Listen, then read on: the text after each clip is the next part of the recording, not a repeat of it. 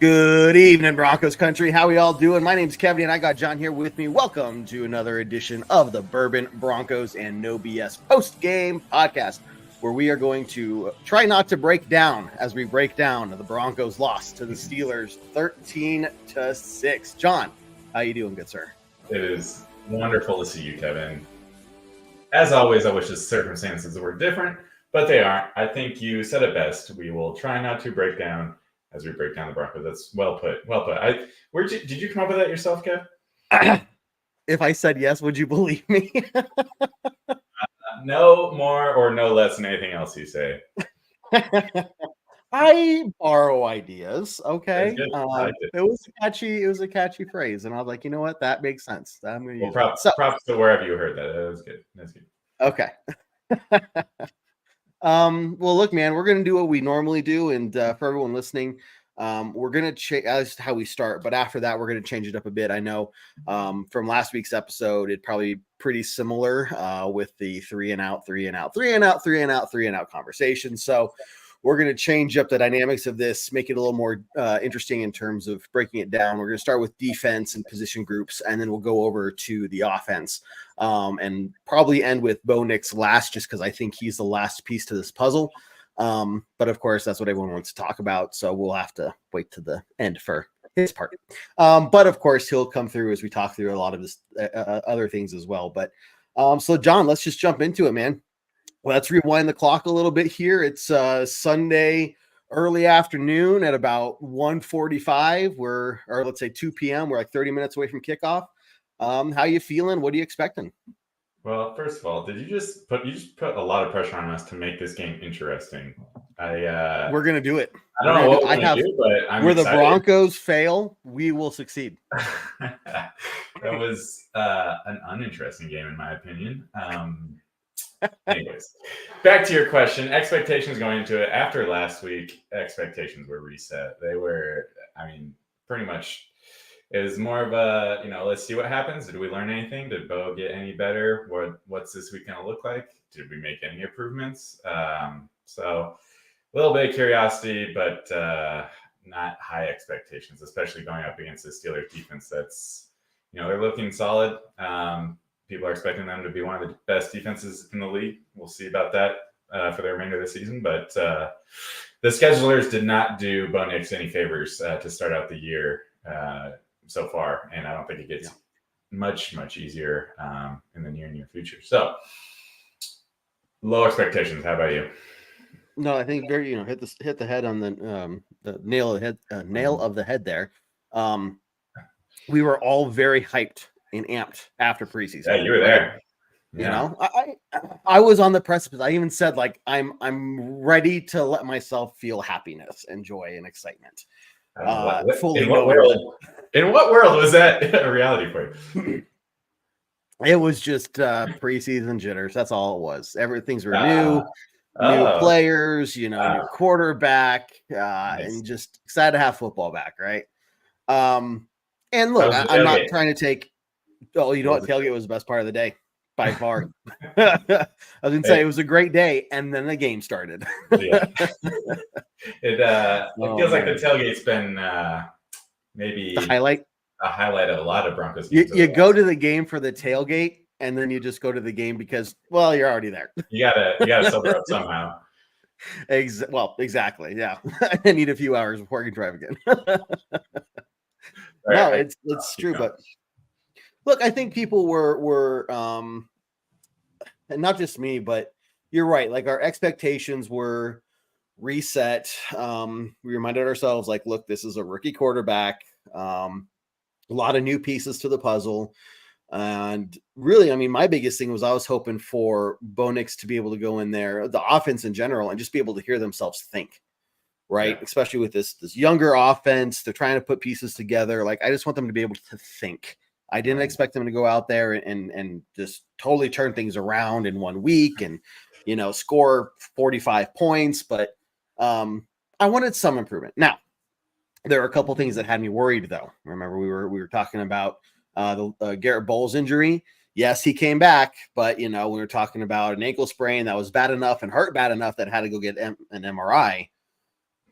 okay, well, how good is that, especially when you were facing TJ Yeah. Watt, and it's like, okay, he may start, but will he play the whole game? And if he does, how does he play? We'll talk about that later. The other piece was, man, we were harping on the fact we had no run game. Well, now we've lost Audric Estime to the short-term IR. He's gone for at least 4 weeks. And so for me, it was like, okay, Javonte, here you go, man. Here you go. Put on your big boy, like make it happen. Go back to your rookie form. Truck through people. Right. And so I was excited to see some of that. Losing our number 3 running back should not be something that we're worried about, right? Like, no, but I think it's not so much. But right. And I don't think it's so much that he's just like the number 3 and a rookie, but I think he has an interesting piece to that running back room puzzle. Sure. And to lose that, well, then really all of your focus all of a sudden goes right to Javonte. Right. Not to take anything away from McLaughlin, but yeah, he's the starter. He should be getting. I mean, he should be what teams are concerned about. So, but it was hopes were moderate that we would at least be able to put on a good or a better performance. So yeah, and you brought up a good point. Talking about Seattle's the crowd in Seattle, right? The noise that they had to deal with in week 1. I too was hoping that it being a home game, their offense having to deal with our crowd noise, when they were on offense. So, what would that make a difference? I guess that was another question I had, and right, we'll get into it. Yeah, for sure. I will say I think the Broncos crowd, because there was at least 40%, maybe like 45% Steelers fans. Really? I don't know if you could tell by the number of terrible towels in the stands. So we all got the orange ones yesterday for the fan gift, right? I would say it was when the orange ones were waving, it was pretty much the similar effect as when the yellow ones were waving. They were everywhere, and they travel well. Yeah, the Steelers are one of those teams that their fans just show up for them, no matter where they go, which we do too. But I didn't think about that. I didn't really notice that as much on television, but for sure.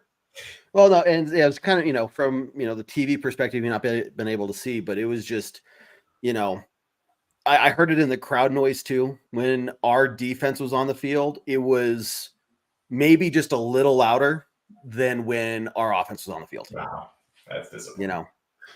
I'll give it to Steelers fans though. They weren't disrespectful. They weren't rude. They weren't annoying.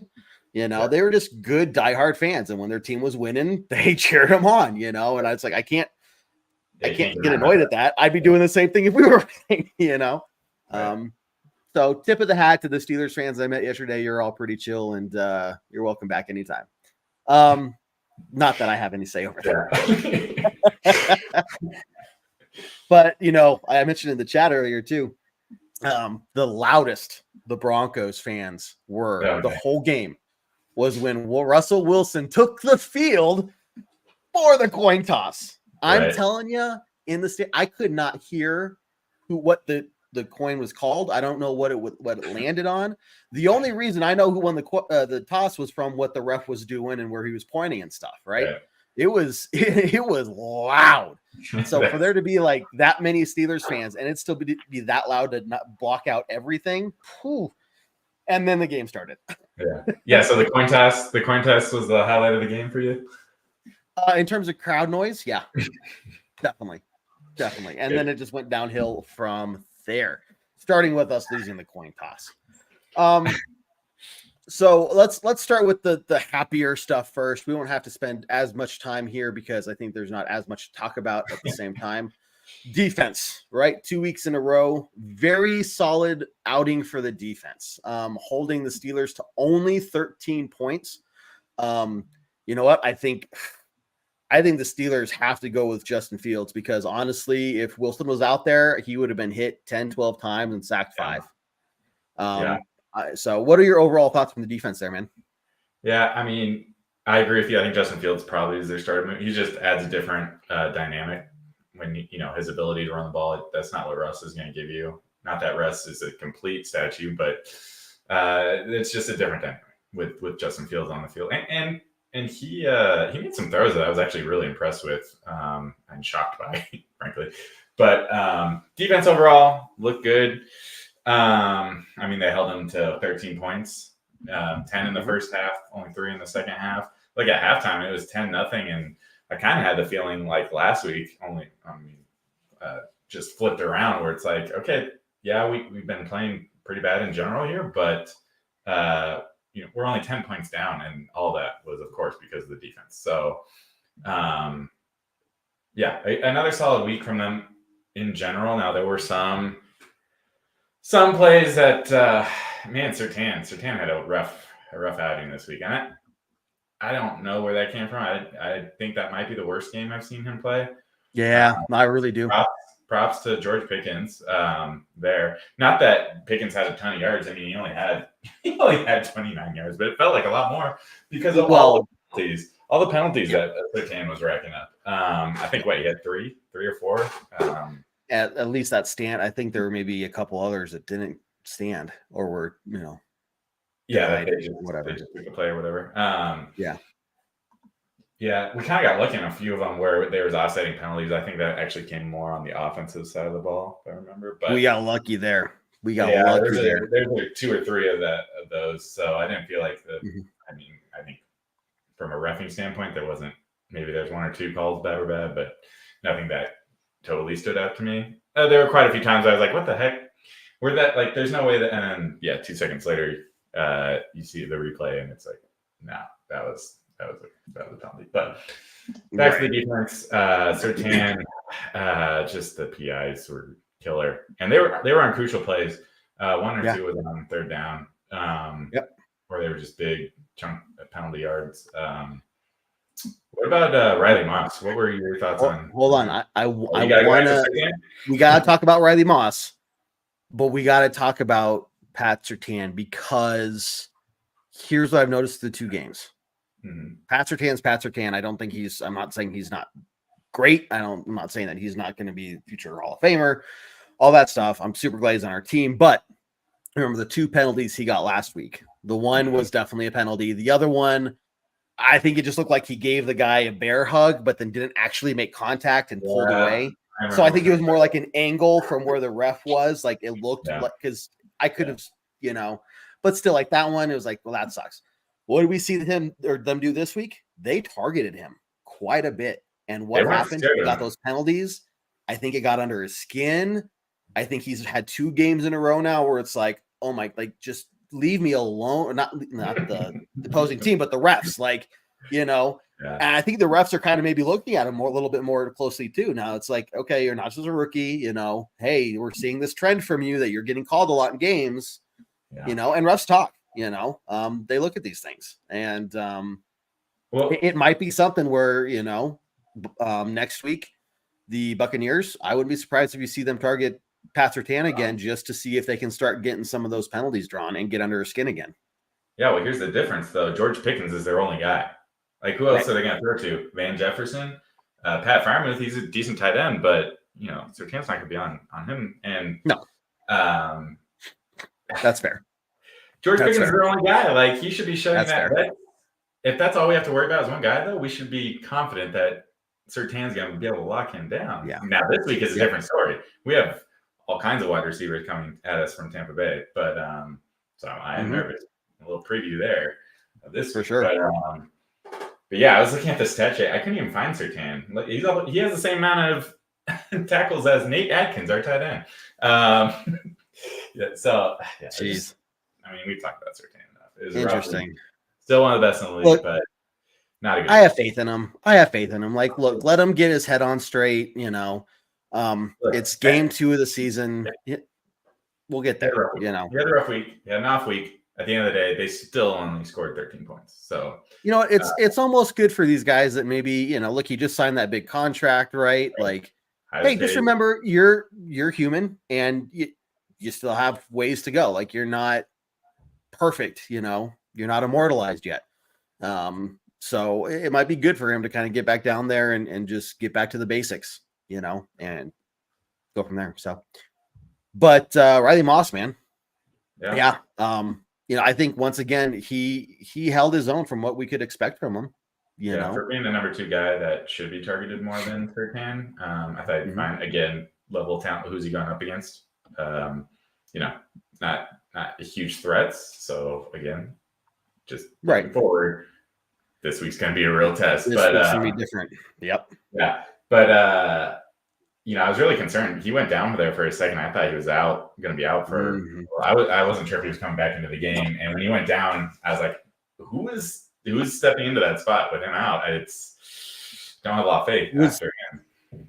Was that a technical injury based off the situation and to give his defense maybe a little bit extra time to rest? Because it was right after that big play that put the ball down at like between the 5-10 yard line.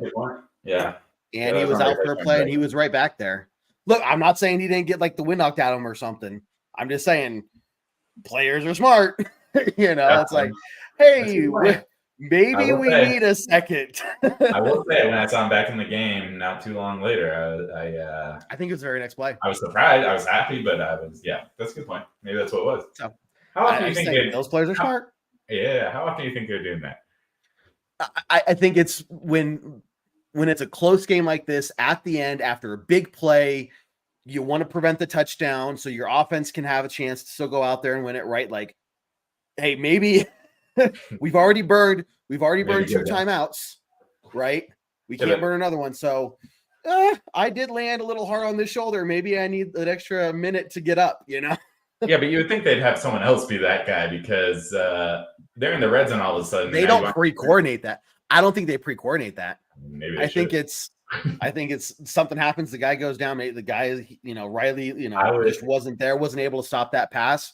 And he just like, ow, give me a second. Do you really want to lose once they're in the red zone, do you really want to lose your number 2 cornerback right there? Like if your cornerback does that, they're going to target that guy up. That's I don't like that strategy. I think it's a very rare thing, but at the same time, I think it happens. I think it happens. I think every team should have a designated guy who just goes down randomly. He just walks on the field. Wow. Injury. No. Weird that the third string defensive tackle was in there on that play. Now all of a sudden. Oh, and he's hurt. Oh, yeah. I think that's a little too obvious. But anyway, I'm not trying to throw shade at him or anything. I just thought the timing of that, I was like, I'm glad you're okay, man. You got up, and once you got up, you looked like you were fine. You're right back out there, so you're fine. But that was also kind of good timing. We needed a breather. But yeah, man, like I have no problem really with our secondary in general. I think they're doing everything they can for being out on the field for as much as they are. Yeah. Now, one play, just like thinking of the secondary, that PJ Locke penalty, that one was one that I think technically it was one, but they even talked about they brought on the NFL expert Gene Steratore, who he was what'd he say in the league forever, and he's like, yeah, it's a penalty, but you literally can't coach that guy any differently. Like you're not going to go out there and coach him to make that a different play there, and it's just.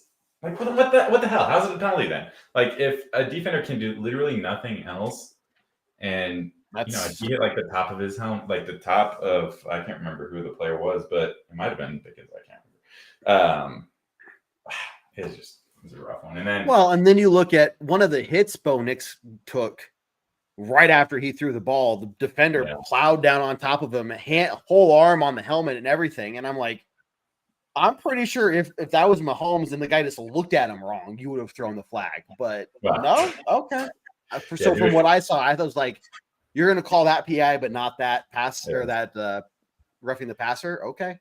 Do you really want to get into the refs helping Chiefs win games? No, we're not. No, we don't need to do that. But there was. I will say there's one or two other times. It kind of went both ways on missed calls. There was a time earlier in the game where it looked like it was helmet to helmet that they didn't call. And then later on, it looked like a makeup call that they didn't. It might have been the one you were just talking about. Right. So, I don't know. But I will say, man, when PJ Locke came off the field, he was pissed. And I would be too. Sean Payton was not having any of that. I did see him yelling at the sideline to the ref. More pissed. he was more pissed about the helmet coming off, slamming it on the ground than the penalty itself. Because, I mean, frankly, the rest could have thrown another 15-yard penalty for PJ Locke's reaction to it. So, and I did not see that. I did not see him do that. So, at least I think they could. I'm not an expert. Okay. But anyways, but overall, again, secondary, they were fine. They were good enough to put our team in a position to win the game. Defensive line. This has kind of quietly been a solid part of our team, right? It's been great, man. It's great seeing what they can do, both run stop. I mean, what they let's see. Yesterday they held Najee Harris to only 69 yards on 17 attempts. His longest one was 11. So it's not like, even when he had a big run, it wasn't like he got down the field 30 yards or something. So, you take Justin Fields 27 yards out there. I mean, we held him to only less than 120 yards. Yeah. Well, don't forget Cordell Patterson. He had three whole yards. Those three. That made the difference. No, I will say, Najee Harris, that's good. He's known to break tackles. 69 yards, that's a fun number. But Justin Fields only getting 27 that's a big one. You knew he was going to run the ball, averaging just 3.4 yards a carry. I mean, they were just some designed run plays. He's good at scrambling. He can get outside the pocket. He can extend plays. So, I mean, great day. Yeah, they had overall 141 yards rushing. That's not amazing defensive work, but passing was only 110. So overall, it's just 250 yards total on offense. So again, put us in a position to win. I'll tell you what, Zach Allen's having a great year so far. 2 games in, he gets a sack in this one, but he's just clogging up the middle. He's kind of manhandling guys at times. So he looked great. Jonah Ellis, I think this was his first sack. It was his first sack. So shout out to him. Well, and look at the 6 QB hits we had yesterday. Mm-hmm. 4 of them came from Zach Allen. 4 of the 6. Yeah, he gets 1 sack, but he's hitting the quarterback 4 other times. So, he's having a hell of a year, and he's playing up to that contract that we gave him last year. So, good for him. And then DJ Jones also, I think, had a pretty solid game. He went out for a little while there. I think he got back in the game after he got hurt. I don't know. I've just been surprised. We've had it so long where our defensive line has not been the strongest point of our defense, and it looks different this year so far. Yeah. Again, the run defense can tighten up a little bit. I mean, I know these are big name running backs with especially Najee Harris, right? He's getting 4.1 yards per carry. Jalen Warren 4.7. So a little on the high end, right? But look, these are big backs with an offense that has that's their whole offense. So the fact that exactly, we're not letting one of those guys get over 100. Jalen Warren, he's not a slouch, that's for sure. He's that game-changing back that we're hoping that McLaughlin can be. Exactly. We've seen flashes of from McLaughlin. So so that 141 rush yards, I'm actually pretty impressed by that from our defensive line. And like you said, with recent years, I'm good with that. Yeah. It can be better, but everything can be better. Sure. Yeah. If we'd given up 12 points, then maybe we would have won the game. I don't know. Yeah. So that's how math works. I heard a lot of talk on the radio after the game and kind of through social media today. What's your take on the Broncos tackling ability? It seems like there's just some that they should be able to bring down people a little sooner. There's yards after contact that it's like, I don't know, but is that something of concern for you? Concern? Not yet, because yes, they miss some tackles, but there's 5 guys around. When we do miss a tackle, there's another 2 or 3 right behind them that are making the play. So it's not causing. It hasn't been a detriment to our defense yet. Now, I'm not saying that. I mean, we had some issues with this last year, right? Especially early on in the year. And is it a concern? Sure, yes. If it continues, of course. But the way that they're playing defense, it's like a swarm of bees that are around these guys. Every time every time there's a missed tackle, he's going down a yard later, maybe. So not concerned yet. What about? I mean, are you concerned about that? No, I'd like to see that intensity maybe amped up a little bit. Like, look, you're right. They're there to prevent them from getting a much longer run or whatever the case is. But if you could just bring down that yards per carry or yards after contact, down just a little bit, that could have a big impact over the course of a game. Oh, for sure. Yeah. And so it's just one of those things where I think last year too we were talking about tackling, right? So maybe just if we're going to start getting nitpicky about the defense, which in week 2, if we're having to get nitpicky about the defense, okay, I'm good with where that is. Like I expect that to improve over the course of the season, but that's probably my biggest concern for the defense right now. And PS2 just needs to get his head on straight, I think is all it is. Yeah, he's got to do it quick. I think the only other thing you say is we didn't have any turnovers. That would have been it would have been nice. It would have, because that's the only reason we were winning the game last week up until the second half of the game. But I mean we didn't force any turnovers yesterday. Again, kind of tricky when the quarterback is able to scramble the way that Fields does. I mean, again, we're nitpicking. You're not going to get turnovers every single game. It is nice though when you win the turnover battle. For sure. We did. Well, before we move on, anything else left on the defense you want to cover? I mean, once again, Alex Singleton just a beast. 11 tackles. Like, when was the last time he had a season where he didn't get over 100 tackles? I don't know. It's ridiculous. He's on course. He'll get another 100 plus this year, easy. I mean, it wouldn't be crazy if you got 2. At this rate, who knows? 20 so far. Yeah. Anyways. Okay. Well, before we move on, guys, just really quickly, couple things here for you. Make sure you subscribe to our page on YouTube and our podcasts everywhere on Spotify, iTunes, Google Play, Stitcher, SoundCloud, or wherever you listen to your podcasts. You can check us out and subscribe there. Check out our other live content Tuesday night, 7 p.m. Mountain Time, every Tuesday night for our flagship show, Bourbon, Broncos, and No BS.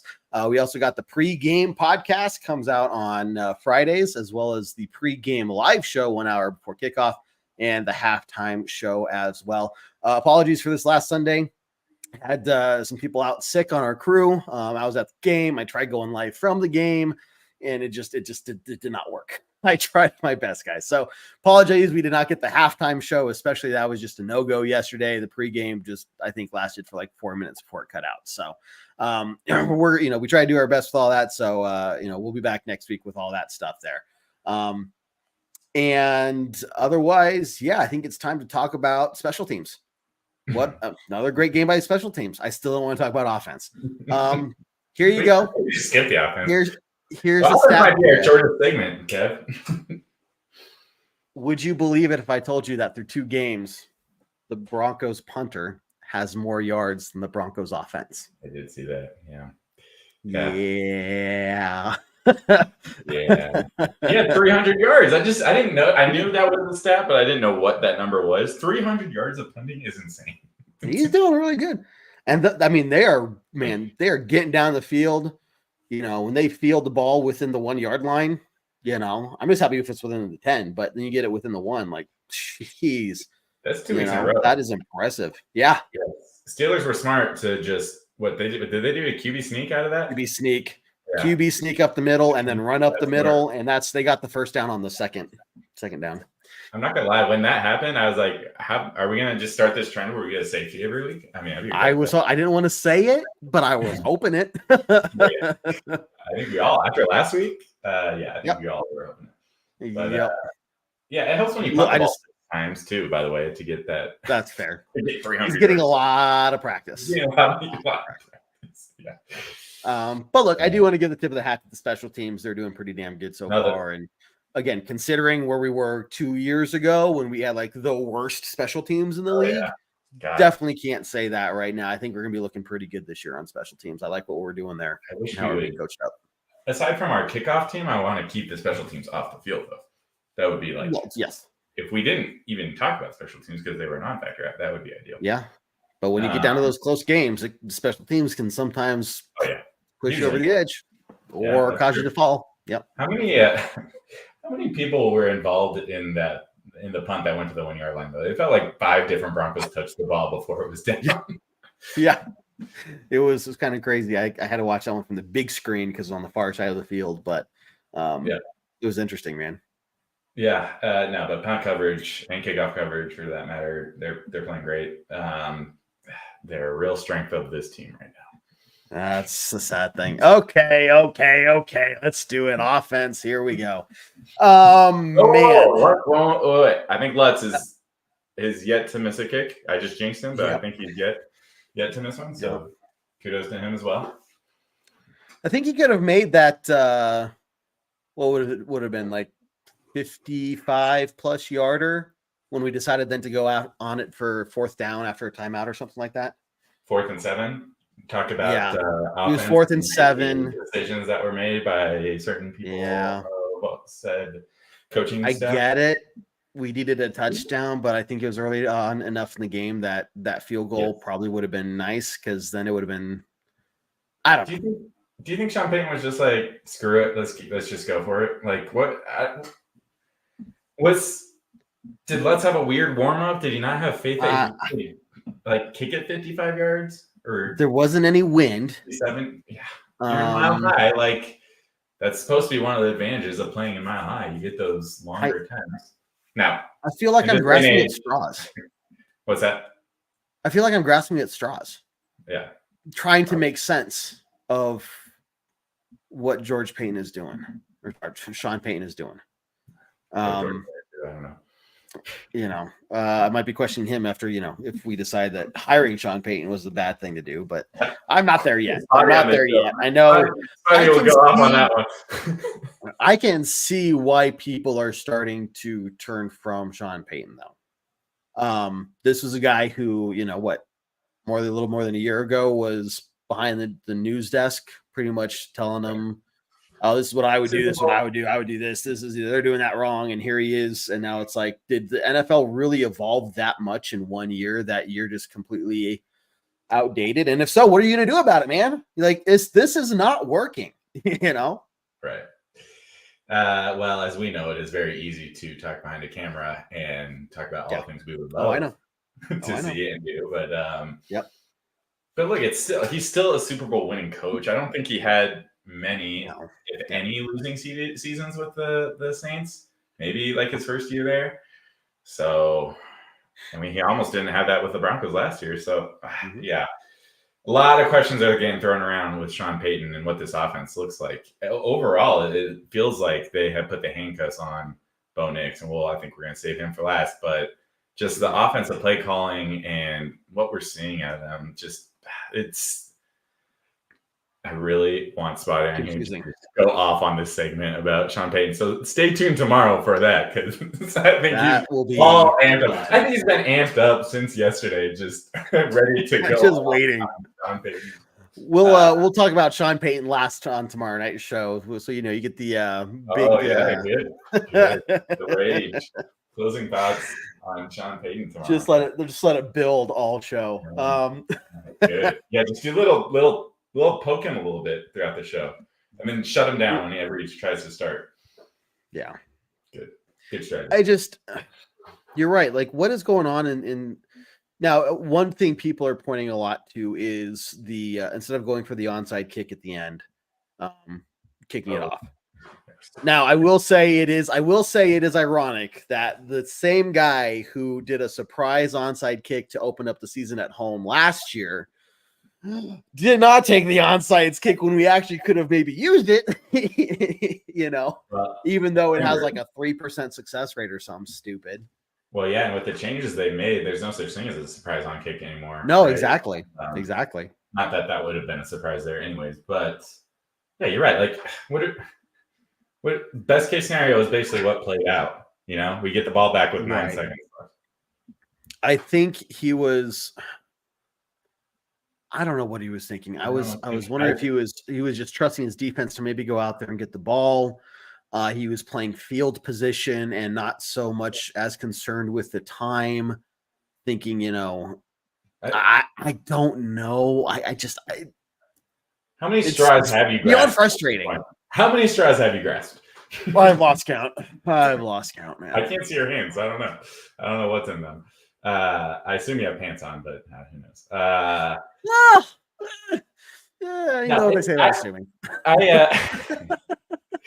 My wife made a comment of what's going on with the Broncos, and I jokingly said, I don't know if this team is trying to win any games right now. And again, it was a joke, but I really thought about that for a second, and I was like, but you see where I was coming from yesterday? I put it in the chat yesterday. I was like, is Sean Payton just really more trying to instead of focusing on winning, he's trying to more focus on putting Bo in situations and calling plays for Bo that he needs to do to work on to get that experience in the game, to improve, to get tape on, to help him grow, but then it's like, but you should be trying to win the game as the head coach. So that's what practice is for. And it doesn't make sense to be doing that then at the same time, but it's almost like that's what he's doing. No, like it would have been good for Bo to experience a 4th down play and see what he does and learn from it, but it didn't make sense for us in terms of us trying to win the game there. Right. No, we talked through like 4 or 5 different ways that you could have played out at the end of that game that would have made sense. One, okay, you kick the field goal because you needed a field goal. You needed a field goal and a touchdown, basically, at that point. We were down 10 points. So you need to get both anyways, right? So we've seen that before, but then you pretty much have to, because we're after the 2-minute warning at this point, you pretty much have to kick the onside kick. Yes, you have 1 timeout, but that's not going to be enough. Unless you're hoping Marvin Mims is going to return the punt for a touchdown, which he gave it his all, didn't work out. But if you're gonna kick the field goal there, then you're kind of forcing yourself to do the onside kick. You didn't do it. And if you're not going to do that, then go for it on 4th down. Try to get the touchdown, and then the game's over if you don't get it there. But that way, if you want to do the regular kickoff, then you still could potentially get yourself into field goal range. You don't have to get a touchdown. Or take the ball earlier, right, before the 2-minute warning. If you're going to kick the field goal anyways, do it earlier so you still have the 2-minute warning on defense. There's so many different ways you could have done that. At the end of the day, kick the goddamn onside kick. What the hell? You know what? You're right. That's exactly right. That's so perfect. It's like at the end of the day, just do the thing that makes sense. Once you are in that situation, there's no other choice. You've already put yourself in that situation. Right. The choice was before that, but again, I don't know if our coaching staff is trying to win games right now. Oh, look, as you said before, this next week's game, going to Florida in general in September. I haven't looked at what the temperature is going to be, but I don't expect us to get 70 points put up against us. I'll say that much. Beyond that, I don't know what's going to happen. It's about this time a year ago when everyone was calling for Vance Joseph's head. Yeah. Fast forward 1 year. Look how our thoughts have changed about Vance Joseph. Well, and that's where I'm like, and remember last year, I mean, in general, we started 1-4, 1-5 or something like that. I can't remember, but then we went on that 5-game win streak. The right? defense went around after that Miami game for sure. Right. But, even offense kind of got some things going. We were putting some points on the board. So, our offense does not need to be amazing for us to win games with this defense. We just need to be able to score, 20 points a game. I'm not sure if I'm listening to you live or if this is a replay from 3 years ago, but it probably is. I probably could just grab our whole content from, I could just grab our content from last year and hit play, and it probably line up kind of surprisingly, disgustingly accurately. Any other thoughts on coaching? I don't spend too much more time on this. I did want to take that back. I will say defensively, they are trying to win the game. They almost won last week. If it weren't for some halftime adjustments that Seattle made, but they are trying. They're giving it all, and truly props to Vance Joseph for how he's coaching right now and what he's done with this defense. It's the other side of the ball that and I'm going to push us back to offense again because I see what you're like. I want to go back to talking about everything.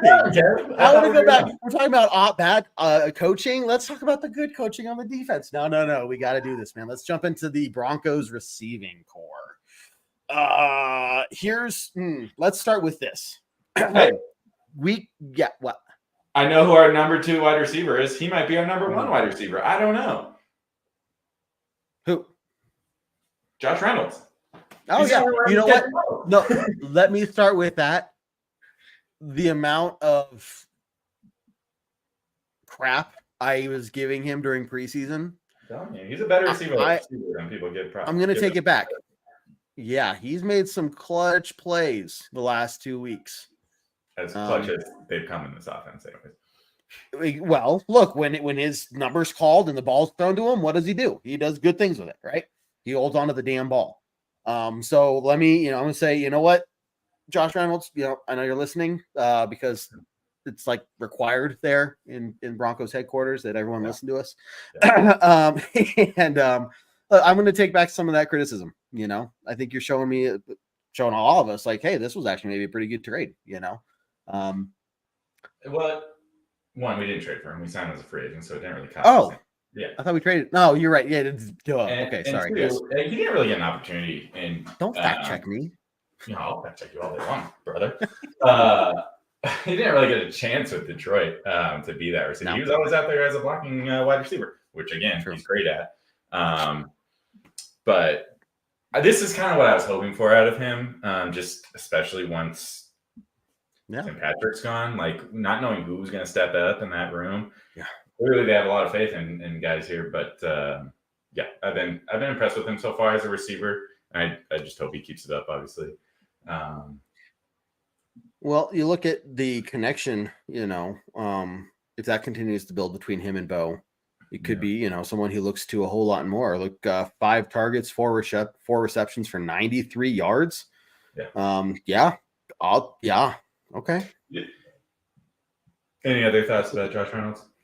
No, just I like where he's going. The person I'm maybe most concerned with, though, Greg Dulcich.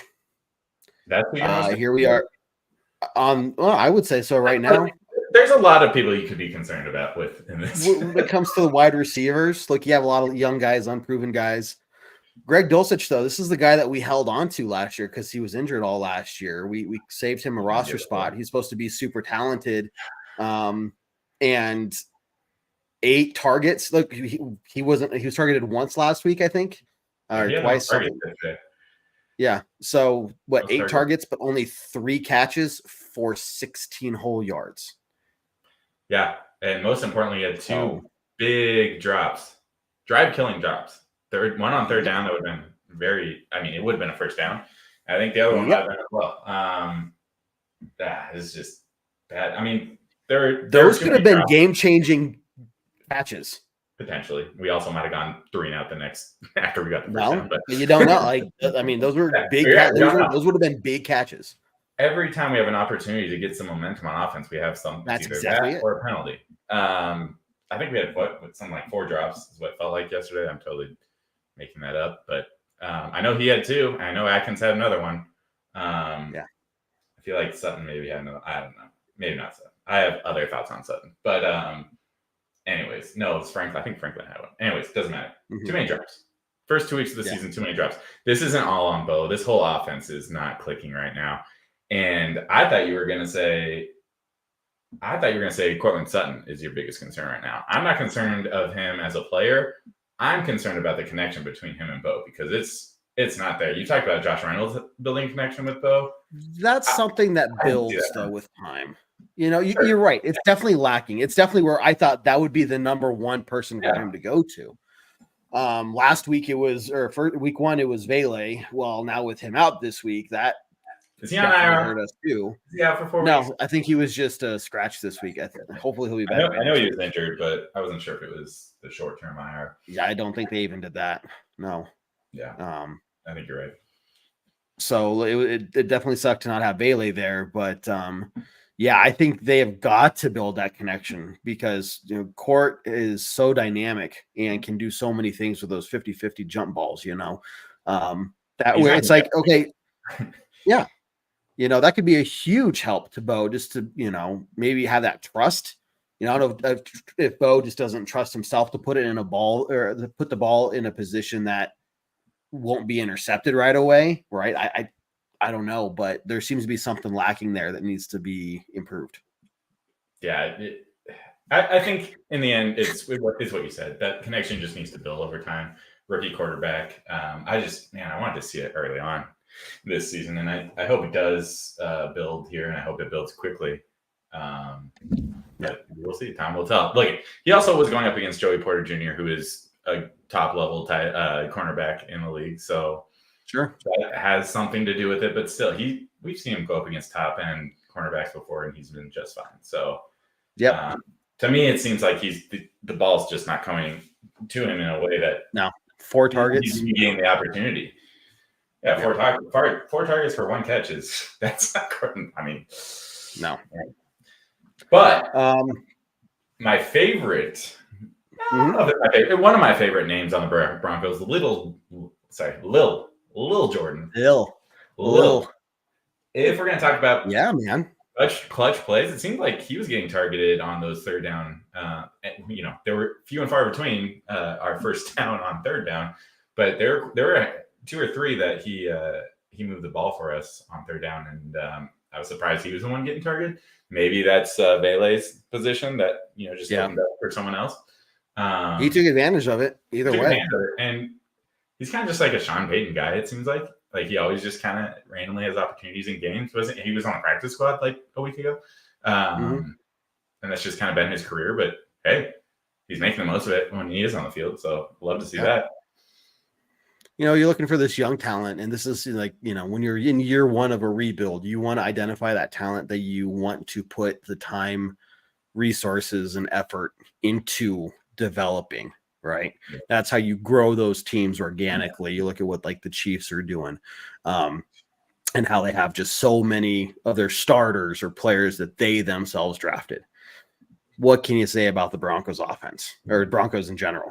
In terms of, who we're starting drafted versus, and not so much this year as years prior, before, the new ownership took in and stuff, but when all those retool years, it's like, we're just this Frankenstein team, players from everywhere so anyway, look, it's good to see that we're doing this. This is a painful process. It sucks.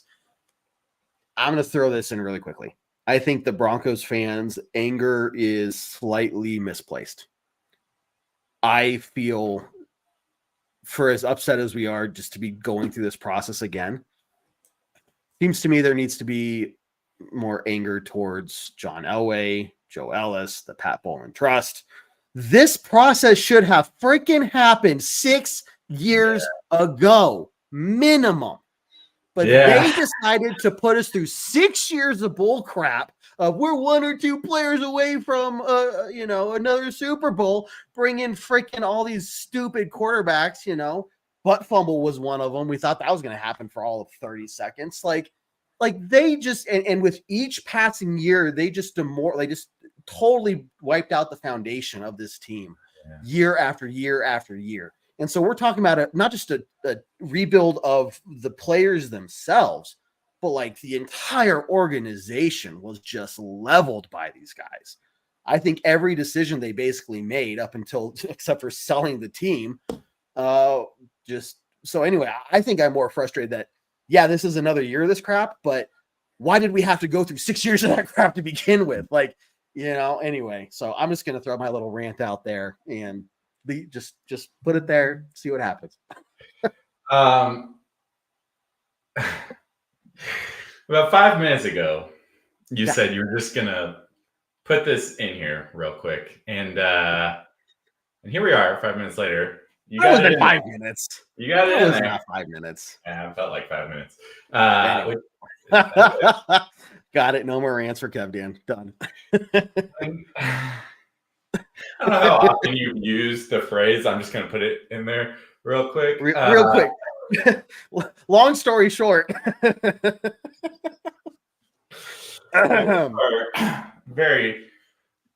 a lot of jokes I can make right now. Okay?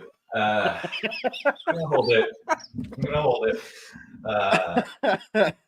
hold it while you put it in there real quick. You know what? Do you want to hold You're it? right. Just saying. What? You're right. Yeah. Succession planning would have been great for someone to talk to Pat Bowlen about, hey, maybe we should have a plan, if you can't make decisions for this team anymore, well, I should say he had a plan. It just was not a good one. That was a good one. No. So you're right. Anyway, any other thoughts on the Broncos receiving core? I will say this, with all the drops that we've seen in the last 2 weeks, it would be really nice if we had a really steady Eddie type player that we, could be maybe the number 2, number 3 wide receiver. I don't know, a guy that was on the team less than a month ago. I don't know if anyone comes to mind, but No. I just remember there being a guy that was good at blocking. We always need that at wide receiver. Oh, Steve. Yeah, Steve-O. Yeah. Look, I missed Tim Patrick. I missed Tim Patrick. Can we get him back? Like, what is going on? I thought by us cutting Tim Patrick, that meant that this wide receiver room was going to be lights out. They were all going to be studs. And, well, I like Vele when he's in the game. When he's in the game.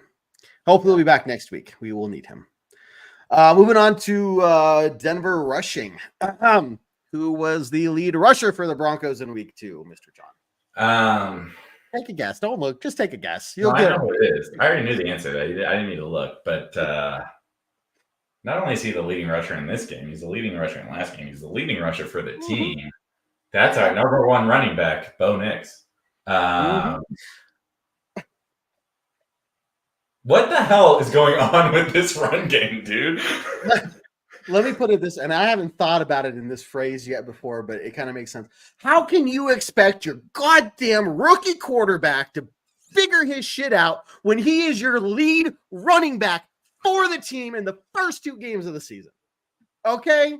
So, hey, guys, before you jump down Bo's throat, how about you let the running backs do their damn job so that Bo Nix isn't doing their job for them, and then he can focus on his job. Okay, hey, Tyler Batty had a good run. Yeah, he did.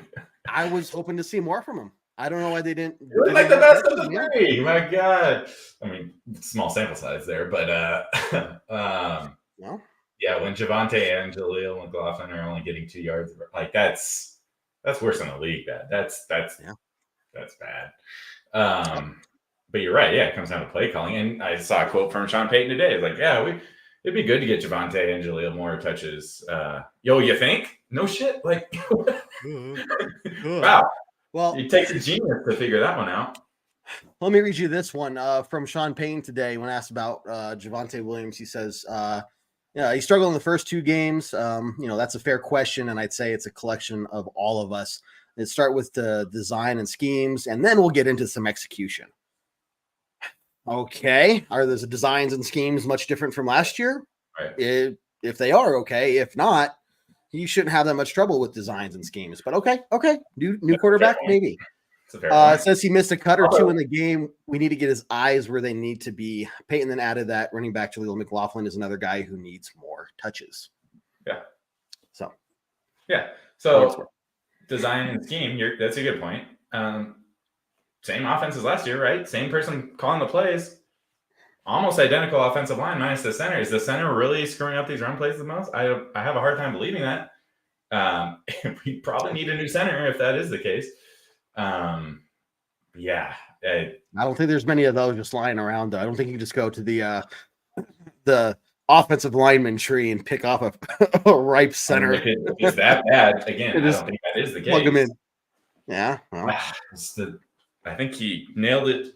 Hit the head on the nail, as you put it earlier. I put it earlier. Hit the nail on the head. Design and scheme would be the thing that is getting me most in this current offense, and Spotty's going to have lots of thoughts on it tomorrow. But I'll say it for him right now because he's not here. Archaic is what it feels like. It's not the modern NFL. Yeah. Let me ask you this: I do not like running back by committee. Yeah. I am not a fan of that approach. are you? And do you think that's going to work with these running backs?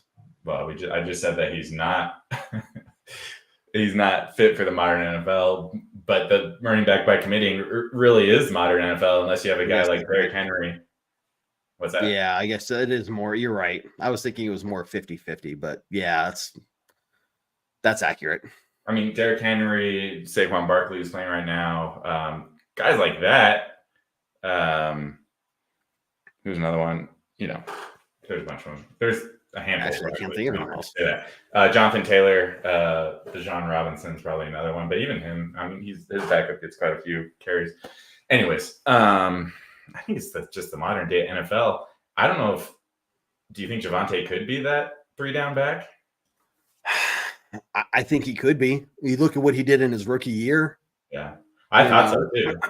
I did think that. It's like he seems like the kind of player that you need to feed him the ball.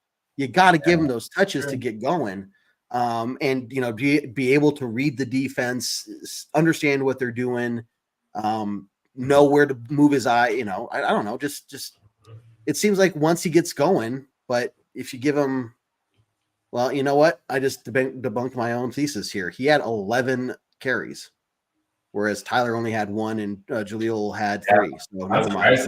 Jaleel. Never mind. They were trying to. 11's not a lot still, though. No, it's not like there were many other options. Like, okay, there were only 4 other run plays. If it was like 11 and 10 and 8, and it was still percentage-wise, they were giving it to him, but that's just a statistic. Yeah. Like, they weren't running the ball at all. 19 carries total, but 4 of those were Bo Nix. Like a quarter of those were Bo Nix. Yep. Which were not designed. I take it back. There's 1 or 2 designed run plays for both, which I did like to see that. I wanted to see more. He handled it well. Yeah. Well, I think that'll help him settle down. Like, okay, you get some momentum with the offense gets moving and you get the defense on their toes. You let your defense rest, and that just seems to be, he is a guy who can run with the ball. So, why aren't there more run design plays over these last 2 games? Like, to me, that would be a huge thing. We just can't get anybody going back there. No. Nope. McLaughlin had 6 yards and his long was 7 yards. So explain that. Rounding, Common Core math. That's the public education system there for you. It's just bad offense. It's bad. Yep. Play design. It's bad. That's how bad our offense is. It didn't even. We ran long for 7 yards and they only gave us 6. Well, Sean Payton did say it all starts with me. And it's like, well, yeah, no one's arguing with you there. But it's not just. Oh, that's how he lost yardage. Yardage. Thank you, Kevin. I was helping out the listeners out there. Anyway, that really threw you for a loop there, didn't it? A little bit. What else you got on the Denver Broncos rushing for? Yeah, pitiful would be a word I would use. Sad. Well, let's top it all off then. Uninspired. Yeah. Well, let's put the cherry on this delicious shit ice cream sundae sandwich thing, whatever we want to call this monstrosity of an offense. You should just stop that shit. They should just stop it. Yeah, let's just put a cherry on the shit. Okay. Man, Bo Nix, here we are. I said in the little bit of pregame show I had, I think it is actually still, I didn't get cut out. Said if we throw the ball 35 times today, we lose the game. Well, they didn't throw it 35 times, Kev. There were 35 pass attempts. Oh, you said 35 on the dot? Mm-hmm. Wow. Who are you? Well, 35 or more. I said if there were 35 or more, but yes. But here we are, 35. Look, this game just got away from them. I went back and I looked at their breakdowns. Kev, it's 13-6. That's not getting away from you. It got away from us last week when the Seahawks came out and scored 3 times in a row in the second half. I think the score is like, yes, the score did not get away from us. But the fact we couldn't get anything going, it was just our defense was on the field longer and longer.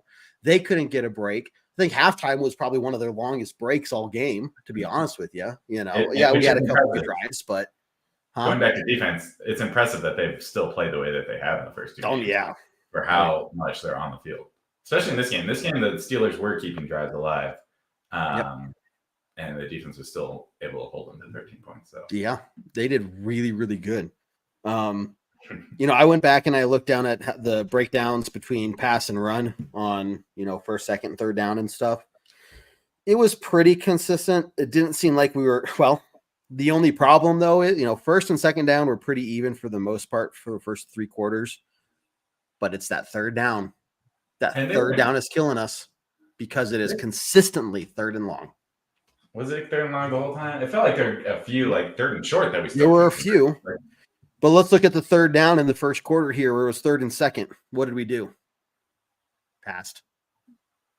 There were no runs on third down in the first quarter from the Broncos, and they had 3 of them. But it was 3rd and 10, 3rd and 2, and 3rd and 3. Yeah. And we passed in all 3 of those. Fourth, we only had we had 2, but it was 3rd and 6 and 3rd and 15. Fourth or third quarter was when we did better. We had those longer drives. We got down into the red zone there. And Bo Nix threw that interception. I need to go back and look at the replay on that again. But it was 3rd and 5, 3rd and 10 after a penalty, 3rd and 7, 3rd and 11. So I don't know. So you were at the game. Did they replay that play at the game? No. On the scoreboard? No. That was strategic. I'm guessing why. Yeah, because the Steelers fans would have erupted again if they had replayed that.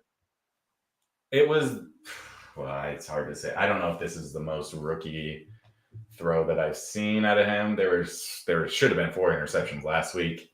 Yeah. I wouldn't say there should have been 4 yesterday. So I'd say improvement there as far as, but the interception he did throw, it was bad. It was. He thought he had a wide open Cortland Sutton, and the defender was sitting right there. It was. I mean, he came in from I guess it would have been Bo Nix's right side, but it was not rocket science. It wasn't like crazy hidden defense or anything like that. It was ugly. It's fine. Again, second game, like you are going to expect something like that from him. So I'm not. Yeah. Rookies very rarely. I was going to find this video. Rookie quarterbacks rarely have success early on, and so far he's been no different. That was ugly. That's what you saw? Yeah. I would have been so much angrier if I had seen it from that angle. It was. He thought he had the easiest touchdown ever, and it was not. Yeah, you could tell in the post-game interview he was. Oh yeah, that was, by the way, probably the greatest response I've heard to a question like that. Like, oh yeah, I'll break it down. I threw the ball to the other team. Like what the fuck do you want me to say? That's hilarious. But what's your honest assessment of Bo Nix from this game? Like back to that drive, it was so disappointing because that was the play where Josh Reynolds had that huge catch. They did the trick play. Literally, the play before that interception was that trick play. Yep. Which, by the way, look, we knew Bo Nix didn't have a cannon of an arm coming into this right after we drafted him. We knew that. Yeah. If he had just a little bit more arm strength on that, Josh Reynolds had to make a play out to make that catch. And, and it was a good play by Josh Reynolds. Like if that ball was in front of him, that was a touchdown. Josh Reynolds could have had a touchdown. I saw he had to adjust. Yeah. He had to turn and make an amazing catch. If Bo had thrown it 1 second earlier, he probably could have gotten out in front of him. It's just the arm strength hurt him, which is, look, he can still succeed in this league without the arm strength. Well, again, that's something that can be built up. Who was Anthony Richardson, who's throwing like from his knees 30 or 70 yards. Yeah, we don't have that in Bo Nix, but that's he can still be successful in this league. And just to go from that big play to the very next play having that interception was I can only imagine out of everything. I can only imagine being in the stadium when that happened. Got real quiet. Because it finally felt like, oh wow, we're gonna be within, I think, 3 points at that. I think we had 3 points. Really loud. Yep. And then And then it got real quiet. Yep. Well, Broncos fans got quiet. Steelers fans made lots of noise. So that could have been that was probably the turning point of the game. That was like the I would say so. Yeah, that was the nail in the coffin at that point, which is a bummer. Honest assessment, though, back to your question, he's a rookie. I had such high hopes after preseason, and we're just not seeing the offense. I mean, yes, they were going up against second string defense. You're right, at least Bo was throughout the preseason. So, I wanted to see more of what we saw in the preseason. We've seen a much more vanilla offense so far for him. So I look at a certain point, Sean Payton's going to have to take, just let him do his thing. And so far he hasn't been allowed to. The only times we see that is when the game's basically over and now we're getting these long drives, 4 minutes left in the game, something like that, when we have to score twice. And it's not putting our team in a position to win the game. So Bo, has he looked amazing? No. Has he made progress from week 1 to week 2? Maybe a little bit. Like I said, he didn't have almost 4 interceptions yesterday. He really had one. The second one is the last play of the game. I don't even know what the plan was there, but it didn't matter. Right. So now look, if Bo Nix is going to be our running back as well as our quarterback, then get rid of one of those running backs on the team and save a spot for an offensive lineman, because now we need some more depth there with McGlinchey being out on IR. So who is the backup? I'm just saying. Pert? I think it's Pert or Parrot. Parrot? Because I thought they said Pear on the TV in week 1. And I was like, his name is Pear. Then I saw there's a T at the end. I'm like, that makes more sense. Yeah, but I mean, it's looked rough for him as a rookie, but the whole team, or the whole offense, anyways, has looked rough, and it's just not, as our old friend Ayla would say, they are not gelling. That is for sure. Not gelling. No, we played probably 2 of the top 5 defenses in the league in the first 2 weeks. Is Seattle top 5 defense? I think they're going to be there. They were good against us, that's for sure. Yeah, and they won yesterday, didn't they? I'd have to look. I did not track to see what they did. It was overtime against New England, though. No. Which, yeah. Well, I guess New England beat Cincinnati, so. Well, what? Yeah. And really quickly, who would have thought Baltimore was going to start 0-2 this year? Against the Raiders, that's one of those teams. Who they lose to last week wasn't it the Chiefs yet? So that makes sense. It was the Chiefs and the refs. Yeah, they played the Chiefs and the refs. It was a 2v1. So of course they lost that one. But last week, against the Raiders at home. Pretty sure they were at home. And doesn't matter. Yeah. You shouldn't lose to Look, going back, huh? You shouldn't lose to Minshew, that's for sure. No, God no. And we'll get there before too long of having those conversations. So of what we need to do to not lose against them is my point there. So anyway, look, Bo Nix, it's a progress. He's a rookie. In both games, they have had to put the game on his back, which you can't expect the rookie quarterback. I can quote you Peyton Manning's and John Elway's rookie numbers. We all know the story. They had a terrible rookie year, blah, blah, blah. I'm not saying that Bo Nix is the next Peyton Manning. Apparently, I saw somebody post today that in John Elway's early years, not only were we known as unanimously across the league as the Denver Donkeys, but he was also known as No Way Elway. Just because he was consistently that not good. Look, this is a process. Do you like that nickname or Bo Picks more? Which one, if you had to vote on one of those? I like No Way Elway. That seems pretty catchy. Yeah. But I mean, look, it turned out okay for him. It did. So I still believe. I'm going to say that. I think once he gets his feet under him, once we get a run game going, You're asking a lot. Then we can start seeing some improvement. You're asking for the bare minimum. I know I am, and that shouldn't be a problem. God damn it. Roar! Death flip. It's a young season. It can turn around. I don't think we're going to be the Houston Texans of last year, but even CJ Stroud started out rough and then they turned it around. Is it possible? It's possible. Anything's possible. Is it likely? Probably not likely. But also remember, Sean Payton does not do well in September historically. That's true. Did you just make that up? No, seriously. Like historically, last year he had a good month for Sean Payton. So I feel like he needs just more tape to break down teams, and it seems like that's what it is. And for his own team, like look what he did with the Broncos offense last year when he made those adjustments around week 5, and more or less said, "Fine, we're not going to do it my way. We'll make adjustments for Wilson to be able to do more things that he can do." I think once you see more things on tape of what Bo Nix is comfortable doing and can do, you make those adjustments and go from there. Yeah, he just looks uncomfortable. Once he gets settled in, I think it's a different story. I hope you just gotta be patient, man. It's gonna be a long season. That's what I discovered or figured out last week, and just proving. You're welcome. Proving my point. I don't know, John. You've done a lot of yelling tonight. I'm concerned about you. It's just sleep deprivation. I don't sleep when the Broncos play like they did yesterday. I don't either.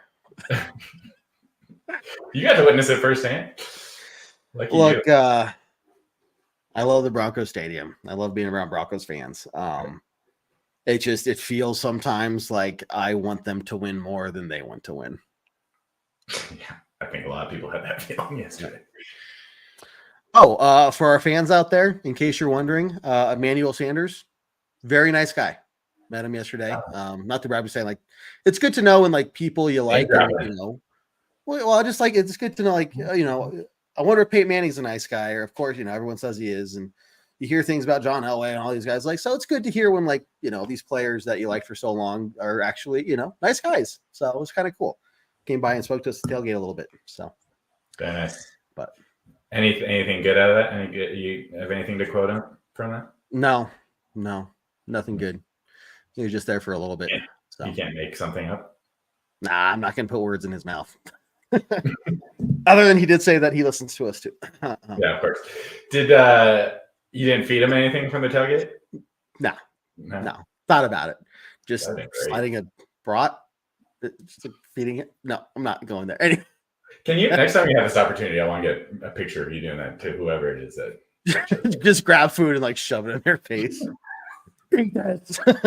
You're welcome. Eat this brat. And hey, Kevin, we're gonna ask you to not come back to the tailgates. Any of them ever? All of them. All of them. If you I don't know how you would live. How would you live your life if you weren't allowed to go to a Broncos tailgate game? It would be like, what's the minimum distance or I can be from the stadium? Yeah. I'd be on the fringe of that line, tailgating myself, buddy. Kevin's not allowed within 50 I'd have like feet. one little flag. Let's go Broncos. Kevin's not allowed within 50 feet of any tailgate or park. Hey, man, why are you all the way over there? Come join us. Can't. Not allowed to. You have a shot collar on? You get close to it, you just get Electric fence, they remove it about 1 hour before game time, which is how long it takes me to walk to the stadium from where I'm going to be tailgating. Yeah, because I'm so far. If anyone had an electric fence around them at Broncos Stadium, it'd be, I will say that. Yeah, what that means, I don't know, but it would be you. It would be me. It would be me. Well, John, see, I knew we were going to make this fun. What closing thoughts you got, man? I'm proud of you. I'm proud of you. That's my closing thought. Proud of us. I'm proud of you. How you have done this for as long as you have done this in the worst time to be a Broncos fan in my lifetime, over 8 years?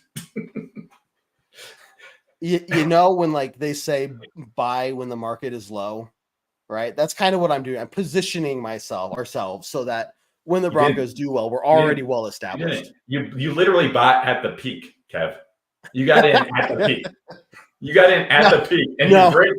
I got in after Manny the left. low. You have rode the low. I started this ascent like literally the year of Mark Sanchez. So no, pretty sure we were on our way down pretty quickly at that point. I thought it was the season after the Super Bowl. Was it not the season after the Super Bowl? No, that was 2 seasons after. Ugh, damn it! My joke is not funny then. I think it was 2 seasons. Anyway, I don't know. I'm gonna say you bought at the peak. Either way, we are ready for when the Broncos decide to take off. Yeah. Like, haven't you heard of these guys? Like, yeah, they've been around for like 25 years. How have you not? Kev, at this point, you can't sell though. You have to hold and just ride the wave back up. I'm not going anywhere. Yeah. I will be here doing it by myself if I have to. God damn it. I mean, there's been times where you've had to do it. Yep. Sorry. My bad. It's true. No, not you. Just like early years. Yeah, I did that a whole lot by myself. It sucks. You're telling me you weren't doing 6 shows a week or whatever we're doing now? No, not even that many, but doing it by yourself, that takes a lot out of you. Hey, Jared's doing well. He is, huh? Yeah.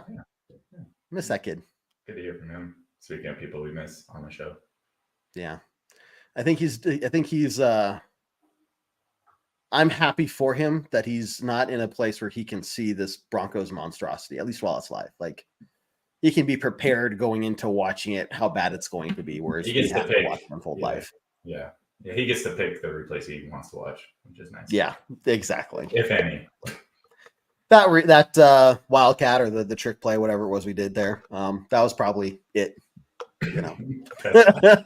And I'm done. I'm gonna watch the game. Don't let it extend. Don't let it extend to the next play. Yeah, Jared, if you haven't watched the highlights yet and you're listening to us, don't watch the next play. Don't do it. Save yourself. Oh man. Hey man, any other thoughts? Tampa Bay is coming, or we're going. We're going to Tampa Bay. We're going there. You ready for it? It'll be interesting to hear that breakdown. You know, I really don't know a lot of what they got going on there in Tampa Bay, so I'm gonna have to do a lot of looking up. And David and Spotty on the pregame podcast are going to do a really good job breaking that down. So everyone, make sure you check that out as well. They look good. Did not think I'd be saying that with Baker Mayfield there. They look pretty good. Yeah. That's a surprise to me. Now, are they a team that's better than the last 2 we've played?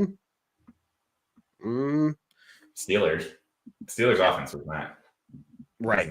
So offensively, yeah, I'm thinking defensively. Overall, defensively, no. I think the Steelers defense is probably better than Tampa Bay, but yeah. Overall, and the Tampa Bay Stadium. Who do I think is going to have more wins at the end of the year? Yeah. At the moment, I think Tampa Bay, although the Steelers are 2-0. So yeah. Who am I to say? Look, it's a long season. Weird things happen. Teams get on hot streaks. Teams get on cold streaks. Look, you drop 3 games in a row in the NFL. That's a big deal. You know, every game is tremendous.